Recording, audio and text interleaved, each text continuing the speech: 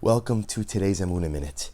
Today we had the incredible privilege to finish Meseches Sukkah in Daf Yomi. A beautiful, beautiful simcha, beautiful accomplishment, beautiful milestone for our shir for Jews around the world, completing another tractate of Gemara. And the Gemara ends off with a fascinating story. The Gemara tells us about one of the Kohanic families that was known as the Bilga family. And the Mishnah discusses that the Bilga family was penalized.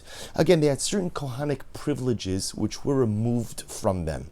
So the Gemara tries to understand, what did the Bilga family do that was so wrong that they should lose certain Kohanic privileges? And the Gemara tells a dramatic story.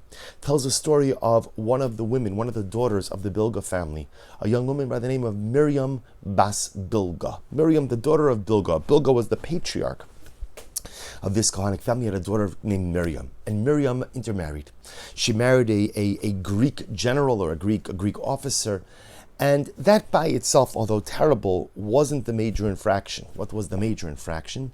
The Gemara relates that when the Greeks walked into the Beis Hamikdash, when they burst into the Beis Hamikdash, ransacked the Beis Hamikdash, Miriam Bas Bilga ran over to the altar, to the Mizbeach, and she said, "Locus, locus, you wolf." She called the Mizbeach a wolf, a devouring wolf.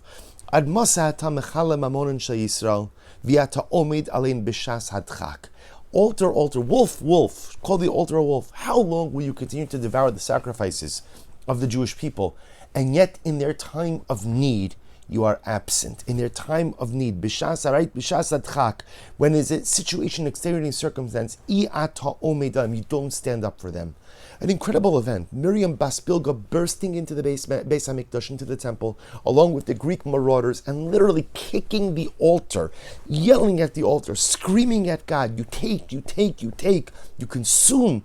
But yet when your children need you, you are nowhere to be found. And the Gemara says, as a result of this incredible display of animosity, of chutzpah, as a result of this incredible chil Hashem, desecration of God's name, the family of Bilga was penalized.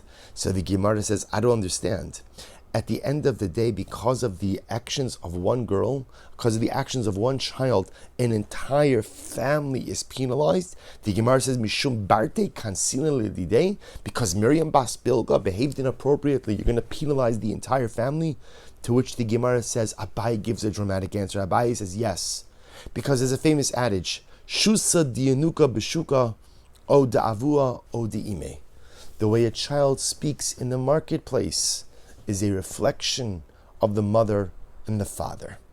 Meaning the rabbis understood that the actions, the words, the hashkafas, the outlooks of Miriam Bas Bilga were a reflection of what she must have heard growing up.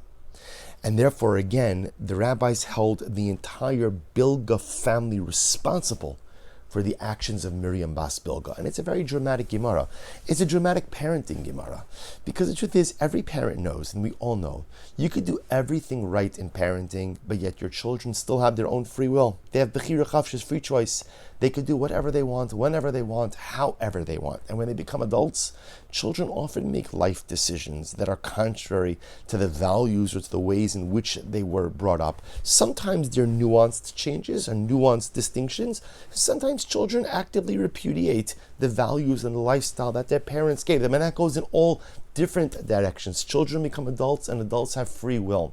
But what the Gemara is trying to highlight over here is that the way I conduct myself as a parent has an impact on my child.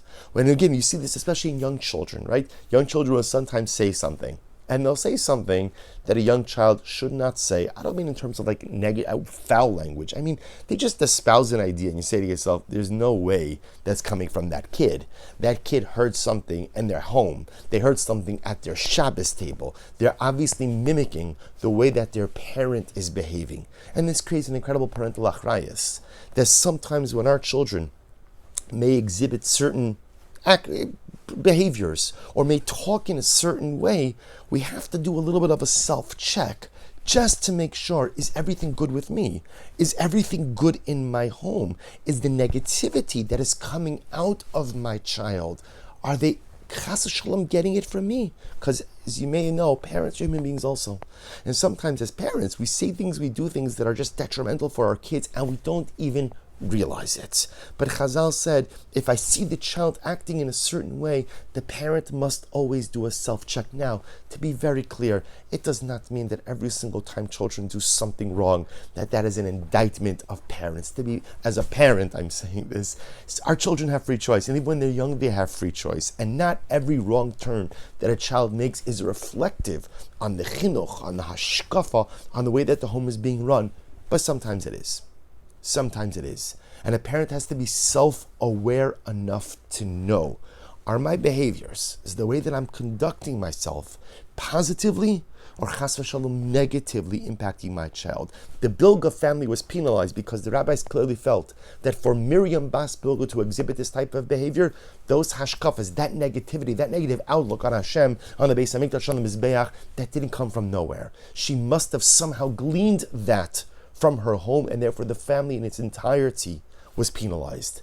But this works in the positive as well. There's a beautiful pasuk in this week's parsha, and the pasuk says, this is in Parak Lamed pasuk Vav, chapter 30, verse 6. The Torah says, Umal Hashem Elokechas levavcha ve'es levav zarecha, which literally translated means, and Hashem will circumcise your heart and the heart of your offspring, the heart of your children.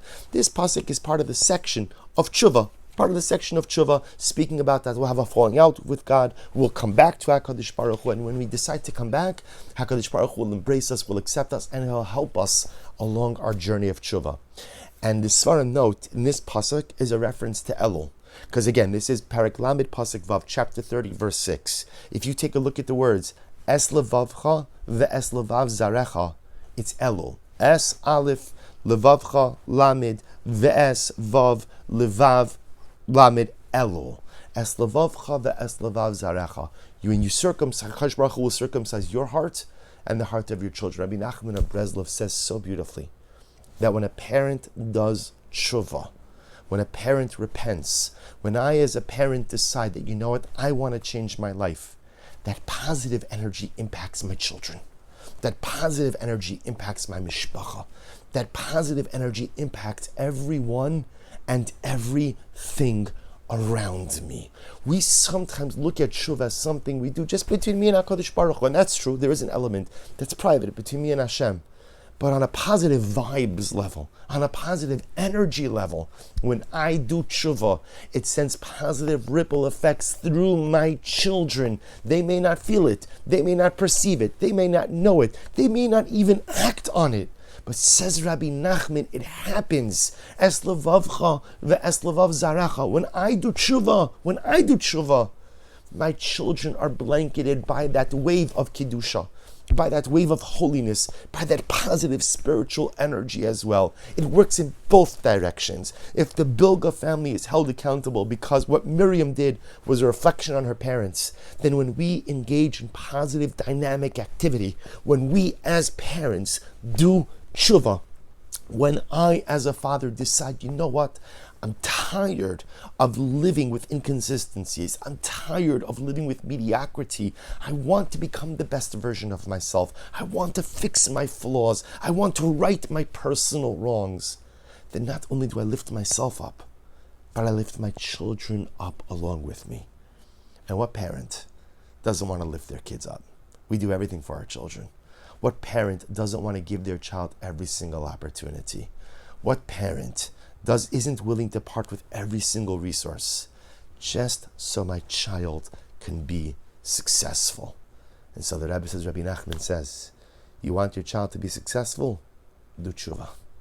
Because when I as a parent do the right thing, when I as a parent come closer to HaKadosh Baruch Hu, when I as a parent introspect and make a better plan for the future, the positive energy I generate doesn't only propel me forward, but it takes my children along on the journey with me. We should all be Zochem Yirtz Hashem to make sure that we are always broadcasting the right messages to our children. And we should be Zochem that our tshuva should carry our families along as well. Wishing everyone a wonderful, wonderful day.